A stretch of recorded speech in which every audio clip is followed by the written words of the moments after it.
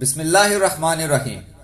ناظرین، یہ میدان عین جالوت کا میدان ہے اور یہ سامنے جو لشکر ہے یہ بدنام زمانہ علاقو خان کی 3 لاکھ فوج کا لشکر ہے اور یہ چھوٹا سا لشکر سلطان رک الدین بیبرس اور مملوک سلطان کا ہے۔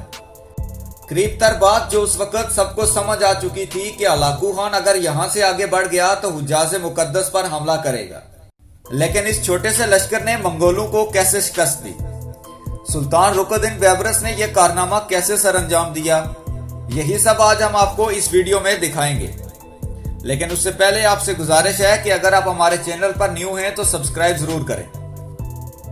ناظرین، یہ 1223 عیسوی کی بات ہے کہ خوارزم شاہ کے ایک درباری کے گھر بیٹا پیدا ہوا۔ اس کا نام محمود رکھا گیا۔ خوارزم شاہ کسی بات پر اس درباری سے خفا ہو گیا اور اسے قید کر لیا گیا۔ اس طرح یہ اعلیٰ خاندان گردش میں آ گیا۔ اسی دوران خوارزم شاہ کی سلطنت جنگیزی حملوں کی زد میں آ کر تباہ ہو گئی اور تاتاریوں نے مسلمان بچوں اور جوانوں کو قید کر کے غلام بنا کر فروخت کرنا شروع کر دیا۔ محمود بھی انہی بچوں کی طرح غلام بن کر مختلف ہاتھوں فروخت ہوتا رہا اور آخر میں مصر کے بازار میں فروخت کے لیے لایا گیا۔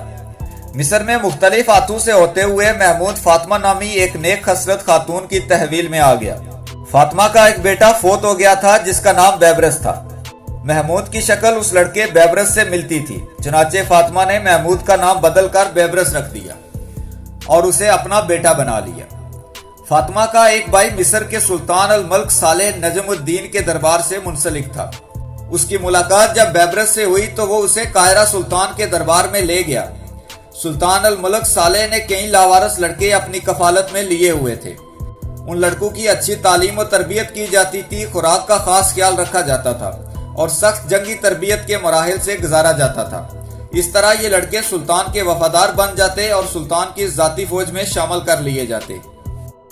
یاد رہے کہ یہی طریقہ بعد میں ترکوں نے بھی اختیار کیا اور عثمانی سلاطین کی مشہور زمانہ افسانوی شہرت کی حامل فوجی یعنی چری ایسے ہی غلام لڑکوں پر مشتمل ہوتی تھی۔ بہرحال محمود براہ راست سلطان مصر کے زیر نگرانی تربیت پا کر رک الدین بیبرس کے نام سے مصر کی فوج میں شامل ہو گیا اور اپنی قابلیت پر مصری سپہ سالار کے طور پر مشہور ہوا۔ عین جالوت کا میدان جہاں بیبرس نے تاتاریوں کو شکست دی وہ ایک تاریخی مقام ہے۔ اس میدان میں حضرت داؤد علیہ السلام نے جالوت کو شکست دی تھی جو ایک ظالم بادشاہ تھا۔ یہی میدان بیبرس نے انتخاب کیا تھا تاتاریوں سے پنجہ آزمائی کے لیے اور اللہ نے اس کو فتح نصیب کی۔ ناظرین، عین جالوت کا مطلب ہے جالوت کا چشمہ۔ اس علاقے میں ہلاکو خان اپنے 3 لاکھ لشکر کے ساتھ موجود تھا اور دوسری طرف سلطان رک الدین بیبرس اور مملوک سلطان جو اس وقت مصر کا حاکم تھا موجود تھے۔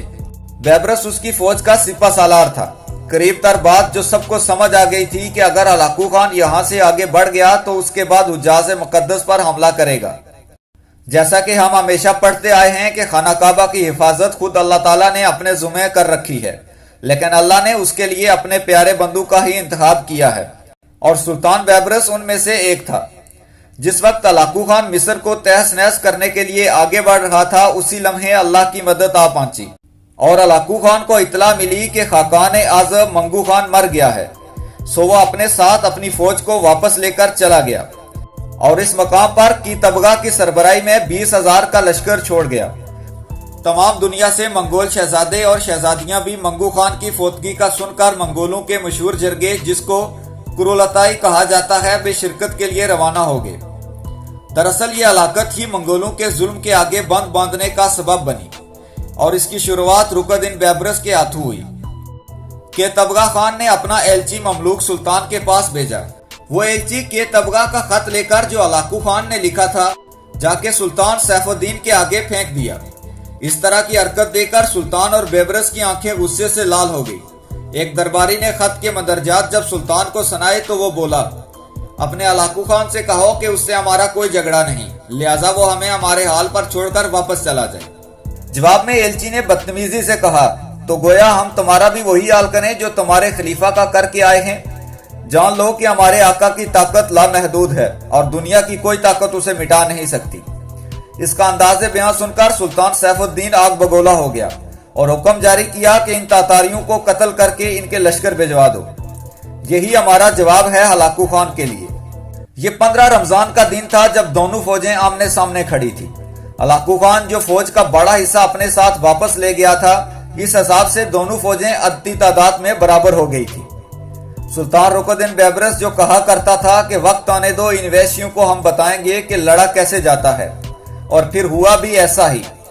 बैबरस ने अलाकू खान की वापसी का सुनते ही अपनी फौज को, जिसका वो सिपा सालार था, हुक्म दिया कि वो हमला करें। एने जालूद के मुकाम पर बैबरस ने तातारियों को उनके ही अपने जाल में फंसाया और दौरान जंग पसपाई का ढोंग रचाया। ये तरीका मंगोलों की इजाद थी कि वो अपने दुश्मन को धोखा देते हुए पीछे हटते थे और दुश्मन उनकी चाल में आकर चारों तरफ से फंस जाता था। बैबरस ने भी वही तरीका अख्तियार किया और के तबगा ताकत के घमंड में सुल्तान बैबरस के जाल में आ फंसा।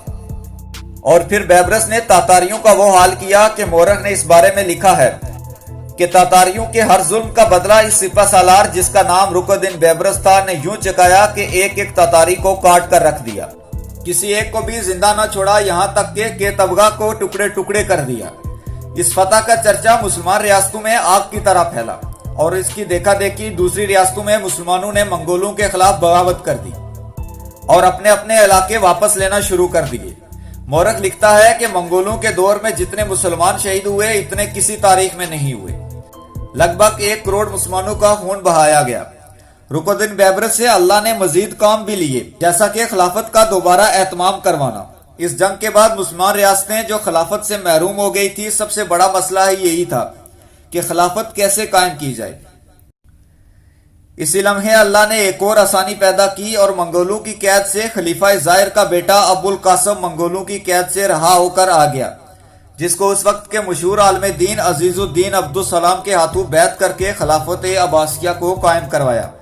सुल्तान रुकनुद्दीन बैबरस के कारनामों में एक कारनामा यह भी है कि उसे आखिरी सलेबी जंग का हीरो कहा जाता है।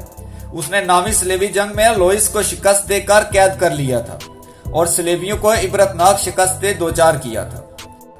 सुल्तान सलाहुद्दीन अयूबी ने बैतुल मुकद्दस को छुड़वाया था, लेकिन वो फलस्तीन के आसपास बसने वाली सारी सलेबी रियासतों को खत्म नहीं कर सका था। मगर सुल्तान रुकनुद्दीन बैबरस ने न सिर्फ इन सलेबी रियासतों का खात्मा किया, बल्कि सल्तनत को दवाम बख्शा। उसके होते हुए किसी सलेबी हुक्मरान की हिम्मत नहीं थी कि वो बैबरस के आड़े आता। इस्लामी तारीख का ये मुजाहिद खाना काबा के गिलाफ की आमदोरफ्त का बानी भी कहा जाता है। सूडान के ईसाई बादशाह डेविड को भी बैबरस ने ही शिकस्त दी थी। अफसोस इस बात का है कि हमारे दानिशवरों ने इसको बहुत कम लिखा। हालांकि बैबरस के कारनामे ऐसे हैं जिसके लिए लिखते लिखते स्याही खत्म हो जाए मगर कारनामे खत्म ना हो। नाजरीन, हमारे हीरोज की तारीख 1400 साल से जारी है। ये जमीन अल्लाह की है और हम उसके बंदे हैं। ये सब मुजाहिद इस्लाम हमारे हीरोज हैं, इनके और हमारे दरमियान कोई सरहद नहीं। वो भी कलमा गो हैं और हम भी कलमा गो हैं। आए अपने हीरोज को उजागर करके अपनी नस्लों को महफूज बनाएं। अगर आप देखना चाहते हैं कि सुल्तनत उस्मानिया कैसे खत्म हुई और वो कौन से 5 मायदे थे जिनकी तुर्की को 100 साल तक पासदारी करना पड़ी, तो यहाँ पर क्लिक कीजिए। अगली वीडियो तक के लिए अल्लाह हाफिज।